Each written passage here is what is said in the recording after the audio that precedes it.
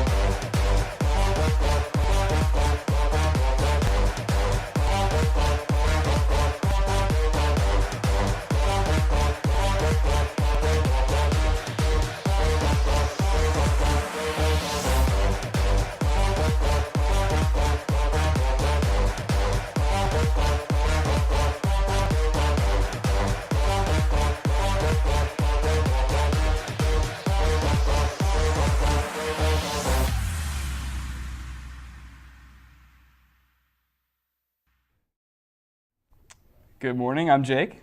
And I'm Nick. Here are your weekly news. Last Sunday, Kevin Spacey made headlines in his announcement of coming out as gay to the world.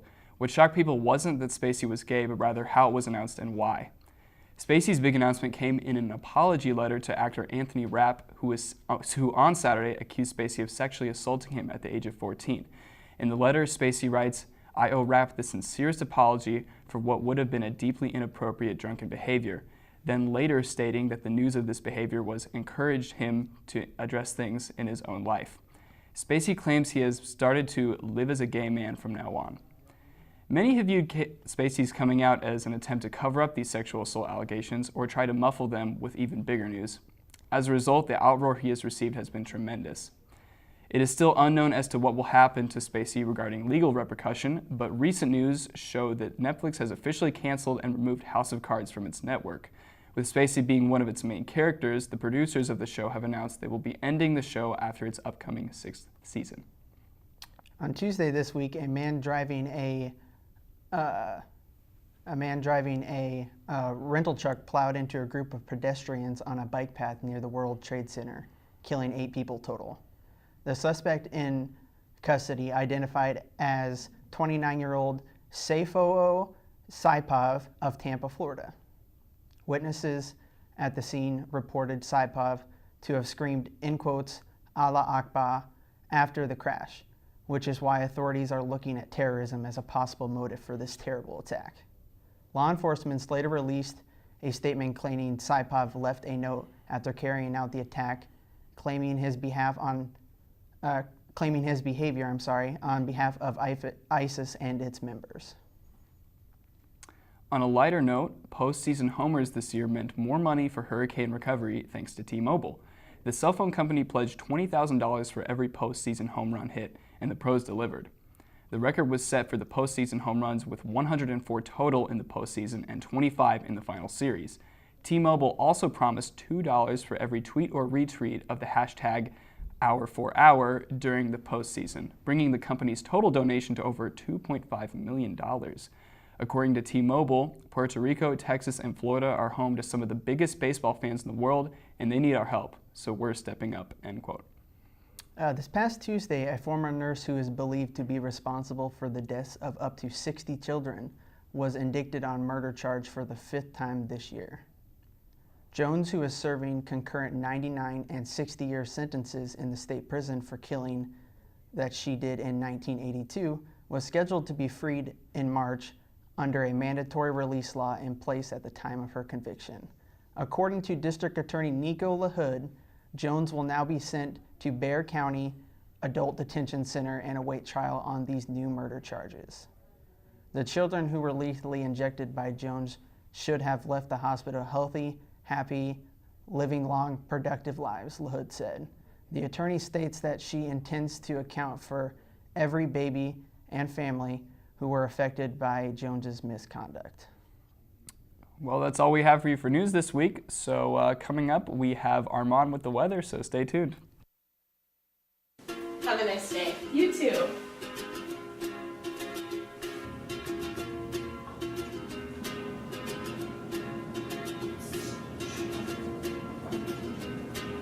Have a great day. Thanks. You too.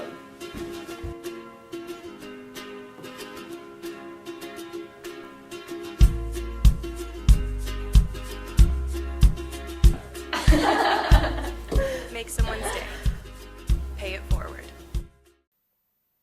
Welcome back to Off the Boulevard. My name is Armand, and this is your weather update here on the Boulevard. Today, it's about 45 degrees with a high of 54, low to 44. And as you can tell by the reflection, it's not always sunny here in Lawrence, even though Weather Channel does say it is sunny. Based on my calculations, it's about 12.5 mile per hour winds today. I would suggest kind of double layering, maybe wearing jeans because they're in season, but try not wearing, a blue jacket like I am over it, because then you'll look like a blueberry. So kind of fashionize your style today. Although it is cold, you don't want to catch pneumonia. Tonight, if you're planning to be a little fun and flirty out on a Friday night in Lawrence, it's going to be about 49 degrees. So make sure to still bundle up, but wherever you're going, it might warm up there. So again, a long pants and a jacket should be ideal. It's Friday, so people are walking to class wearing their warm clothes. So it's good. Winter has started, and it's past Halloween, so we can say that, baby, it's cold outside. So it is kind of cold. And then tomorrow, the Jayhawks will be taking on the Bears, the Baylor Bears, who are 0-8, and we have a win. The Jayhawks have a win here in Lawrence, is where they'll be playing. It's going to be about 51 degrees, and there's going to be a little precipitation, about 5% chance, 5.4 is what I'm predicting. So maybe you want to be under your umbrella with Rihanna featuring Jay-Z. So if you want to do that, that might be ideal, but make sure that to cheer on the Jayhawks, the weather is nice. You don't have to pay a price if you have a student ticket, so make sure to go there, cheer them on. They have a better chance of winning than the 5% precipitation. Speaking about precipitation, although it's not raining right now, maybe bring your umbrella or a rain jacket, go buy one for tonight, because it'll be about 33% chance. So out of you and your two other friends,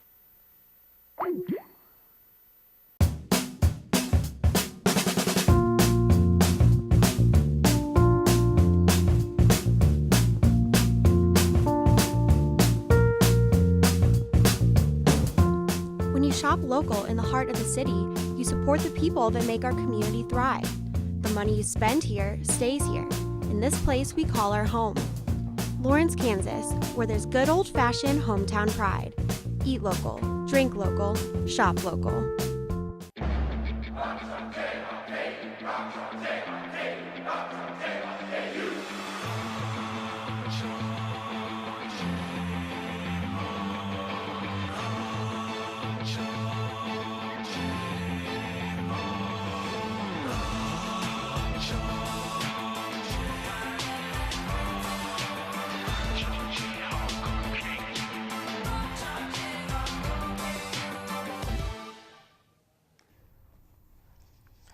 Hello, welcome back to Off the Boulevard, and I'm Jake Kaufman. And my name's Sean Goodwin. And today we're going to be bringing you your sports. Yeah, so Jake, this week we saw KU, their second exhibition game of the season so far for basketball. Beat Missouri, you played Pitt State this week. I know you have a couple of stats on the game, just what you see. Yeah, call Jack Black, because it wasn't beauty that killed the beast, but the Jayhawks. KU took down the Gorillas 100-54. It was their second exhibition and their last exhibition game before the season. I mean, this is an exhibition game, win by nearly 50 points. In my personal opinion, everything that you get from this game, you can throw it out the window, because this is a team you're supposed to win by nearly 50. But it's fun to look at the bright things. Like, this whole game was dominated by KU, as it should have been, led by Malik Newman, who went 7 for 9 shooting on 19 points. I mean, they had 5 players in double-digit points. You're you're just not going to see that against games like Kentucky, who we played in the second game of the season. But next week against who we play, Fort Hays State, you got to expect the same outing from it. But I mean, they came out to a 22, or they went on a 22-0 run in the first half, putting them up 26-3. And you were at the game, you were up top looking from below. What did you see? Yeah, I was there for Kansan. I was looking at a couple more tactical things. You know, the speed of transition, going from one end of the court to the other was impressive for KU. Again, it was only pick state, but I was timing it sometimes. They were going from basket to basket in 2 seconds. Big part of that was LaGerald Vick. I mean, very athletic guy anyway, and especially for his size, he was doing really well beating other guys like a glass, both offensively, defensively. And then he was, you know, dishing it up off the court to Mikhailuk or Newman, who scored lots of points as well. So, you know, we saw Newman. Billy Preston has a good showing when he played. A couple of fouls as well. He had 4 fouls before being pulled, partly because of the injury too. But as you said, we can't take too much from this game, but it was a promising start for KU. Yeah, and next game is Tuesday at 7 o'clock against Fort Hays State. Then, as for football, I loved what I saw against K-State. Last week, I believe Vegas had him as K-State as a 27.5 point favorite, something like that. And KU lost 20, and they were in it until the very end. With a good outing from the second team, or from special teams, excuse me, they can win that game. What did you get from it? I mean, you know, Carter Stanley, he gets his first start of the season, and people have been calling for him for so long now. He got over 400 yards, 418, the most since Todd Reesing back in 2008 Orange Bowl. So he'll definitely be making a start against Baylor, and you know, I've never predicted KU to win, but they could stand a chance this game coming up. I agree 100% with you. Like, this game just goes to show that Carter, in my opinion, should have been starting all season. Like you said, 418 passing yards with a touchdown. I like the way he moves his feet, moves around the pocket. He makes plays. He's an exciting quarterback to watch. This week, against Baylor, they're a 7.5 point favorite. Just like you said, I don't want to say KU is going to win this game, but it is their most winnable game of the season. It's the battle for the basement in the Big 12, you could call it. Baylor's 0-7. KU only has 1 win on the season. It could be a very sloppy game, but at the same time, both with these teams matched up, how they play, it could be an exciting game to watch. Yeah, this is a good game, you know, as you said, it decides who finishes bottom of Big 12. And a big thing for KU is their safeties are going to have to really look at Baylor's wide receiver, Mims. You know, he's averaging over 90 yards per game so far. So if they can shut him down, that's, you know, a big outlet for Baylor gone. And it's just down to if the offense can show a bit of spark for once. As for some lady athletics, the volleyball team had a 3-game winning streak snapped to number 22 Iowa State this weekend, coming after a very poor game against Oklahoma, which shouldn't even been as close as it was. They're now 19-4 on the season, but with these 2 games, does it go to show that this KU volleyball team is maybe a little bit tired and just falling behind a little bit in the standings? Yeah, I mean, tying is definitely coming into it. This Iowa State, you know, they were 22 coming into the game. KU was 11 in the nation. So, of course, it was going to be a close game. KU fell down 2-0 early, just like they did in Allen Fieldhouse. The difference is, you know, Allen Fieldhouse came and rallied to a 3-2 win, while here in Ames, Iowa, he fell 3-1 to the Cyclones. But as you said, tying has kind of came into things. Kelsey Payne, she has a double-double, but apart from that, no one really on KU's team kind of stepped up to, you know, carry the Jayhawks through that game. Yeah, now 6 games remaining on the season and 2 games back of Texas in the standings. It's going to be tough for the Jayhawks to now win the Big 12. They do have 1 game left against Texas, but the way this Texas team has played, they're undefeated in Big 12 play, 10-0. It's going to be hard to come back from that. Next game for KU volleyball is this Saturday at 2 o'clock in Fort Worth. For KU soccer, you can cue the sad Titanic music because their season is over. KU lost to TCU this week in the Big 12 tournament on PKs 4-2. Sean, what did you see from not just this game, but as a season as a whole from this team? Well, I mean, this season as a whole, it was topsy-turvy. It started out very strong. It started promising. They beat the reigning national champions USC. They went on a hard road trip out to Utah, They went out, they lost to BYU, they lost to Utah, and that kind of hit off his 6-game winless streak. The game against TCU this weekend, it was going to be a close one. They played TCU in Texas earlier this year, lost in overtime 1-0. So it was no surprise it went to overtime. And KU did start the game out relatively strong the first 15 minutes or so. We had some good chances, some good looks at goal, but kind of fell off as to be expected as well. They were kind of depleted because of injuries and whatnot. Several freshmen getting a lot of minutes. But for me, it was just it went always penalties, as you said. They lost 4-2. It was just an order of penalties that KU put out there. Grace Hagan, she's expected to go first, and she missed. That's a big blow right there. When you've got Lois Hugh and Katie McClare, both forwards didn't take a penalty, and you've got captain Kayla Morrison. Yes, she's a centre back, and she's the captain, so she should be expected to kind of step up. But she went on and missed, lost a game for KU, and season over. Yeah, there's some highs in the season, like you said. It started off somewhat strong, very strong, I should say. They beat USC, the defending champions, and they also gave Texas their first loss, but not the season that the team would have liked to have, going 8-9-3. Yeah, definitely.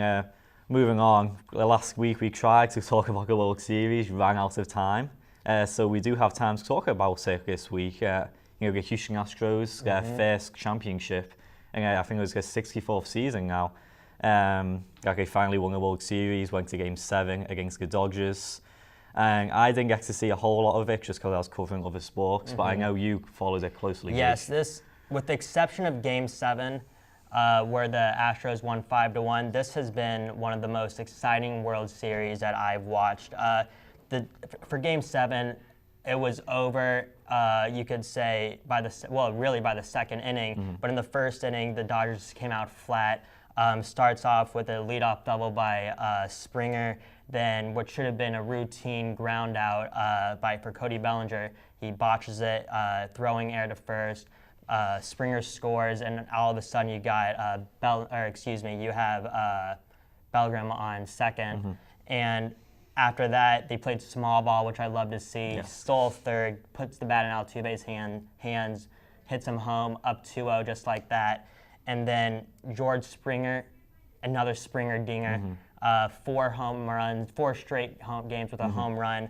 And then in Game 7, just broke it open, putting the Astros up 5-0 in the top of the second inning.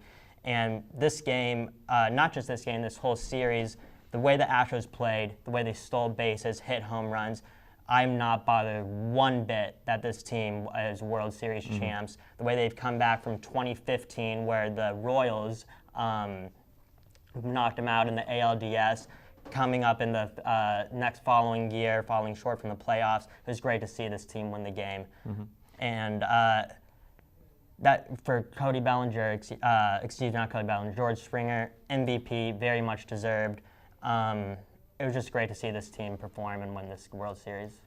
So George Springer, as you said, definitely deserved the MVP. Congratulations to the Astros, and that's all we've got this week. So thank you for listening in. My name is Sean Goodwin, and we've got Jake Kaufman, and thanks for listening in. Have a great weekend. Where you go to college makes a statement about you.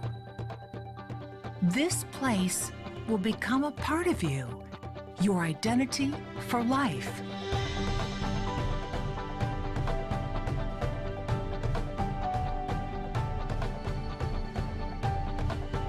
The University of Kansas, a great place to be you. That concludes our episode of Off the Boulevard. Elsie, you got anything on your mind, or what's going on with you? I just would like to talk about Stranger Things Season 2 real quick. I don't know if you've watched it, but it is absolutely amazing. The show itself is one of my favorite Netflix series I've ever watched in my 20 years of living, and truly, the show is amazing. The characters, the character development is amazing. I mean, I don't know. Have you seen Season 1? No. Okay, I haven't seen any of it. Well, I mean, here we see the Shadow Monster, which is the scariest thing you'll ever see in anywhere. It's such a good. Honestly, I'm at a loss for words because the show is so good. Could you summarize it in like a sentence for someone who has never watched it, or The show is scary, amazing. So that's not really, even a sentence. It's like a fragment. That's like my thoughts, and that's like I just have so much passion for the show, and really it's the only thing that's been on my mind for the past 3 weeks. It is the only thing I can really talk about. So see, here are the main characters. There's Dustin, there's Mike, Will, and Lucas. Look at them. That is so cute. Respect for my president right here. Like, look at that. That is so cute. Honestly, but that's really all the time we have for today. Thanks for tuning in, you guys. Make sure to stay tuned for next week, back here at 12 o'clock, in Media Crossroads, and have a great weekend. Watch Stranger Things. Yeah, watch Stranger Things. Rock Chalk. Rock Chalk.